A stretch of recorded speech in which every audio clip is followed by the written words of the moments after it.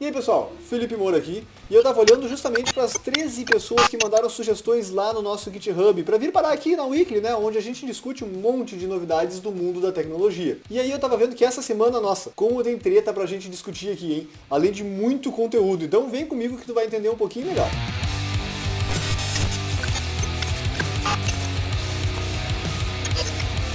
A gente começa com uma aquisição no mercado, então, trata-se da Scribd, que comprou, então fez a aquisição aí do SlideShare. Eu sei que é Scribd que se fala porque eu pesquisei e encontrei lá no blog deles mesmo, eles dizendo, eu não sabia se era Scribd ou Scribd, né, é realmente Scribd. E eles fizeram então uma aquisição aqui do SlideShare, né, que já havia sido comprado e recomprado algumas vezes antes. E a intenção deles é justamente se tornarem aí um compêndio de informação, né. Eles dizem que eles já têm mais de 1 milhão de e-books lá, além de muitos outros conteúdos, com podcasts e outros materiais. Então agora a aquisição do SlideShare está trazendo um monte de conteúdo de palestras, né, conteúdo já produzido para dentro da plataforma deles. Então vamos ver aí o que eles vão fazer, como é que eles vão trabalhar, e espero que o SlideShare continue sendo uma grande fonte aí e continue contribuindo, né, sendo uma boa opção para quem produz conteúdo.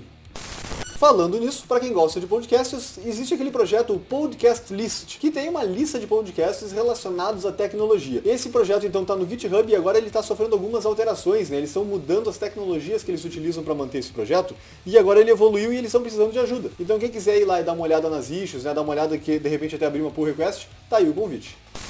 E vamos partir então para a primeira treta da semana, né? Aquela confusão que aconteceu com a Mozilla, nós já havíamos discutido aqui, que a Mozilla teve que demitir então 250 pessoas que trabalhavam lá, e em especial, né, a parte técnica foi impactada de uma forma muito forte. Tem um artigo aqui que nós trouxemos direto do The Register, que eles estão discutindo um pouco alguns outros detalhes, porque, por exemplo, agora essa semana, a Mozilla fechou um contrato com o Google para manter o Google como o buscador oficial, né, o buscador padrão default do navegador do Firefox, por mais 3 anos. Então eles vão até 2023 utilizando aí o Google como padrão, né? E esse é um contrato que deve dar em torno de 400 a 450 milhões de dólares por ano para a Mozilla. Então é meio que, né, contrasta um pouco com o que acabou de acontecer aí. Nós aqui da Brasil.js, nós nos identificamos muito com a causa da Mozilla e nós sabemos da importância da Mozilla para o desenvolvimento web. E infelizmente as pessoas impactadas e os grupos de trabalho, os times impactados dentro da Mozilla, com essas 250 demissões, acabaram sendo justamente alguns times que trabalhavam ali na parte de desenvolvimento do Servo, né, que tentava utilizar então o Rust, a linguagem desenvolvida pela própria Mozilla, para trazer uma nova versão do navegador. O Servo seria então a nova engine do browser, né, e esse time acabou sendo impactado com muita força. Acho que ele até acabou com o time, né? Mas a Mozilla, inclusive, se manifestou dizendo que tudo que foi desenvolvido dentro desse projeto por esse time, do time do Servo Research, vai ser utilizado de alguma forma, ou já está sendo utilizado de alguma forma dentro do próprio navegador. Um exemplo que eles citam, então, é a parte de renderização por meio de GPU, né? E também o Web Render e o Style System que o navegador utiliza. Hoje eles já estão apoiados em cima de coisas desenvolvidas pelo time do Servo. Então mesmo que o time tenha acabado parando por aqui, né, o projeto acabou trazendo muitas evoluções para dentro do navegador. É curioso comentar também que a CEO, Matthew Baker, ela também disse que ela vai ter uma redução do salário dela, então, e o artigo aqui inclusive comenta que o salário dela dava em torno de 2,5 milhões de dólares por ano. Então ela vai ter uma redução desse salário e outros também diretores, né, da board de diretores da Mozilla vão também sofrer alguns cortes em termos de salário. Então pelo menos, né, eles não estão fazendo que nem a Disney, que foi lá, deu um bônus para toda a mesa da diretoria e demitiu uma galera porque estavam sem dinheiro. Pelo menos eles não estão fazendo isso. Mas eles comentam que sim, que como a Mozilla é uma empresa sem fins lucrativos, eles acabam gastando muito para se manter, né? E aí eles acabam gastando uma boa fatia do dinheiro que eles recebem. Então esse dinheiro aí tá aí para manter a Mozilla por mais 3 anos, que espero que sejam 3 prósperos anos, né? Com muita tecnologia nova também. E a gente tem muita expectativa. E a gente vai acompanhar aí agora o que vai acontecer. A Mozilla diz que eles vão continuar entregando tecnologias novas com um ritmo muito bom, apesar das demissões, que foram cerca de 1/4 do time de tecnologia da Mozilla. E quem não gosta de treta aí, eu sei que todo mundo gosta. Demonstre dando um like no vídeo ou um dislike também se não gostar. Bota nos comentários aí porque tem mais treta a caminho, hein? A treta agora é sobre o Fortnite, que abalou aí a semana toda, todo mundo tá falando, né? Que o Fortnite resolveu bater de frente aí com a Apple e com o Google. O que aconteceu foi que o Fortnite resolveu dar uma voltinha ali, encontrar uma maneira alternativa para não ter que pagar 30% de todas as suas vendas para, né, a plataforma onde eles estavam oferecendo. Então eles tinham que dar 30% das vendas para o Google ou para a Apple, dependendo de onde as pessoas estavam comprando, né, os recursos dentro do game. Então tem quem reclama de ter que pagar por recursos extras dentro do jogo, tem quem reclama das plataformas como o Google, como o Apple. Realmente é um ecossistema que precisa de evolução, né, precisa de melhorias. Mas a parte disso, é curioso ver como eles resolveram bater de frente, assim. Então o Fortnite fizeram até um vídeo, que ficou bem curioso, o vídeo para quem conhece o passado da Apple e a representação que a Apple tinha, eles criaram um vídeo que colide muito com essa motivação da Apple, né? E aí eles estão batendo de frente com isso e resolveram que não, nós não queremos, nós vamos fazer essa volta aqui e tal. E aí o que aconteceu foi que tanto o Google quanto a Apple chutaram o Fortnite para fora das suas plataformas e deixaram milhões de usuários, né, sem conseguir fazer update, sem conseguir instalar o aplicativo. Então isso é muito curioso, e é curioso ver que as plataformas não parecem se importar muito. Ah, tu não gosta? Tchau então, né?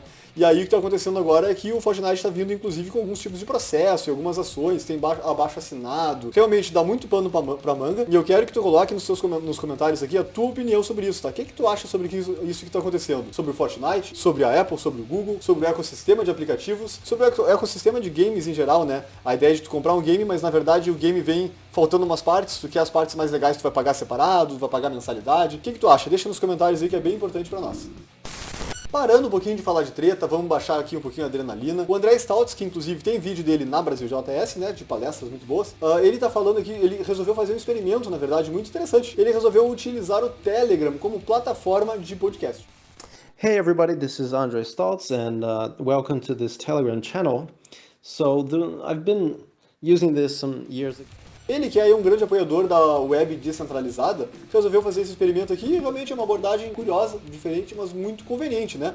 Onde ele fez um post, então, de um áudio, que seria esse episódio do podcast, e ele consegue compartilhar o link desse post no Telegram. Então, realmente uma forma curiosa, né? Eu estava olhando aqui, escutei o áudio, fica perfeito, muito tranquilo para ouvir, e acaba se tornando uma boa alternativa mesmo, né? Vamos ver se ele vai dar andamento aí com esse projeto, e como é que vai repercutir também a adoção das pessoas.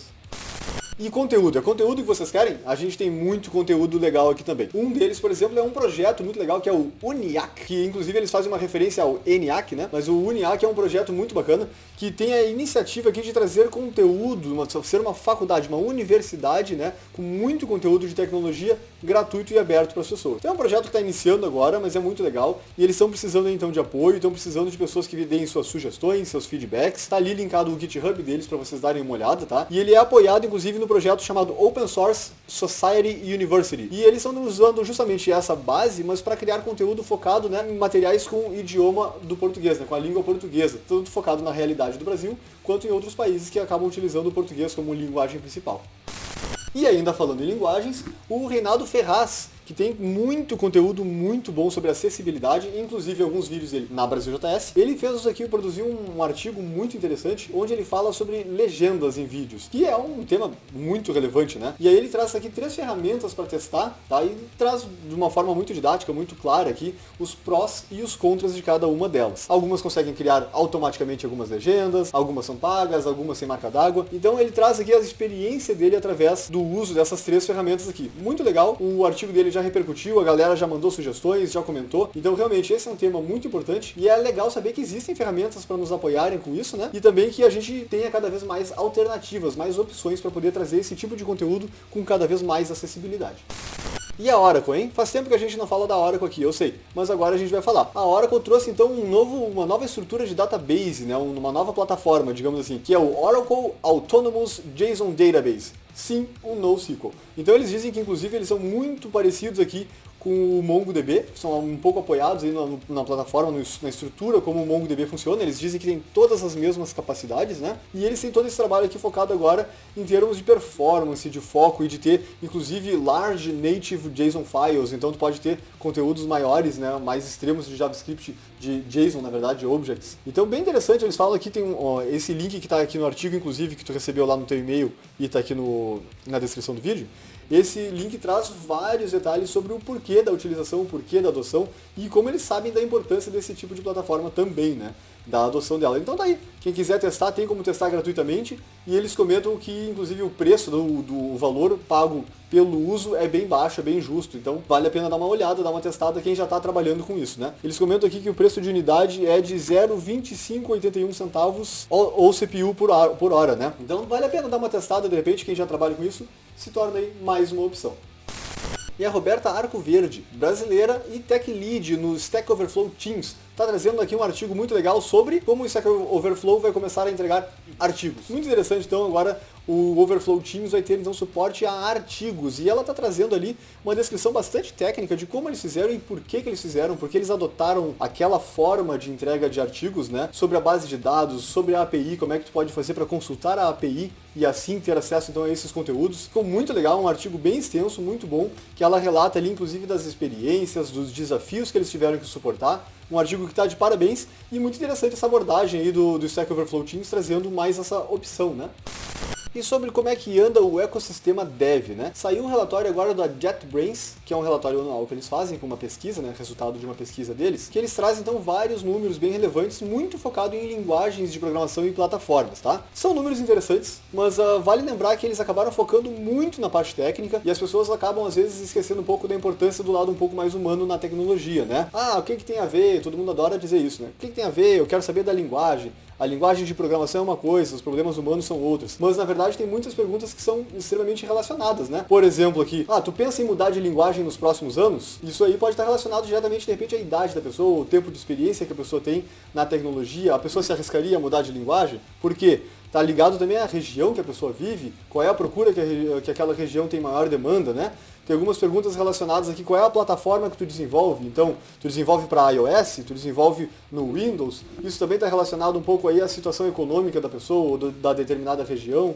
Então esse tipo de coisa acaba afetando e isso não está sendo refletido nesses números. Os números são estritamente relacionados à adoção de tecnologias e plataformas. São números relevantes, interessantes, sim, mas talvez eles tenham um pouquinho de viés aqui, né? Talvez sejam um pouco parciais em relação à adoção real dessas linguagens, né? De repente, alguma linguagem tem muito pouca adoção de mulheres, porque as mulheres são mais mal pagas naquela linguagem ou naquela plataforma do que em outras. Então, daqui a pouco, há um problema que não pode ser identificado aqui através desse tipo de relatório e tu olha e pensa, nossa, os números da linguagem estão muito bons. Mais uma vez, é um relatório muito interessante que eles estão fazendo e espero que eles consigam manter evoluindo esse tipo de relatório aqui cada vez mais. E ainda falando sobre seres humanos, né? Nós temos aqui também um link muito interessante que é o Mais Um Code. Fica a dica, ajude aí a compartilhar, de repente faça com que cheguem algumas pessoas que talvez não tivessem acesso, né? Compartilhe esse vídeo aqui pra galera da faculdade, a galera do cursinho, a galera da empresa, de repente a gente consegue ajudar mais pessoas por aí, hein? Esse projeto, o Mais Um Code aqui, ele é muito legal, que ele tenta trazer então uma faculdade, né? Trazer conteúdo de programação gratuitamente para jovens periféricos, das regiões periféricas, e também moradores de favela. Então é muito conteúdo, muito legal e gratuito aqui, de qualidade, onde eles tentam estimular essas pessoas, né, a encontrar na tecnologia, na programação, mais uma opção aí, né, para viver. Achei muito legal isso aqui e com certeza nós vamos descobrir grandes talentos ainda com esse tipo de projeto. E ainda relacionado, nós temos também a abertura das inscrições aqui para o novo ciclo formativo em tecnologia da comunidade Minas Programam e do coletivo Pretalab. Então tem linkado aqui um formulário muito legal que deixa vocês preencherem ali, se inscreverem para esse curso que é gratuito, né, um curso intermediário que traz tecnologia e é focado em mulheres negras. Mais uma oportunidade aí, mais uma forma também de trazer para o mercado, de repente, novas grandes pessoas, né, muita gente qualificada. Isso aqui é muito importante e vai trazer cada vez mais diversidade para o mercado, que também é mais relevante do que as pessoas costumam dar o valor. Quem acompanha o canal já sabe, mas vale relembrar, né? Nós temos um monte de conteúdo no nosso canal aqui, ajuda a gente a compartilhar, se inscreve no canal, clica no sininho e lembre-se que a gente também tem eventos gratuitos aí, eventos online gratuitos que estão acontecendo. Dê uma olhada lá no nosso portal, né, brasiljs.org, que vocês vão ver a lista de eventos lá, tá? Vocês podem então assistir esse evento e ajudar, claro, a divulgar aí, a trazer mais conteúdo pra galera. E chegou a hora então da gente falar a frase da semana, tá? E essa frase é uma frase que é a seguinte: qual é o preço da mentira? Não é que podemos confundi-la com a verdade. O perigo real é que se ouvirmos mentiras o bastante, não reconheceremos mais a verdade. Né? A gente está vivendo uma fase de muitas fake news, muitas situações polêmicas, e realmente com tantas mentiras cada vez dá mais dificuldade para as pessoas descobrirem quais são as verdades, né? E separar aí o joio do trigo. Então realmente mais uma frase para fazer pensar. E com isso eu me despeço então, lembrando a vocês que vocês podem mandar as suas sugestões. Sabe aquele artigo muito legal que tu leu, que tu gostaria de compartilhar? Ou aquele vídeo, ou de repente aquele material que tu mesmo produziu? Vai lá e coloca lá no nosso GitHub pra gente trazer aqui. Lembrando que ainda tem mais links relevantes lá no teu e-mail, que simplesmente não dá tempo pra gente discutir aqui no vídeo, né? Então muito obrigado aí aos 13 colaboradores que contribuíram e nos vemos na próxima edição. Até lá!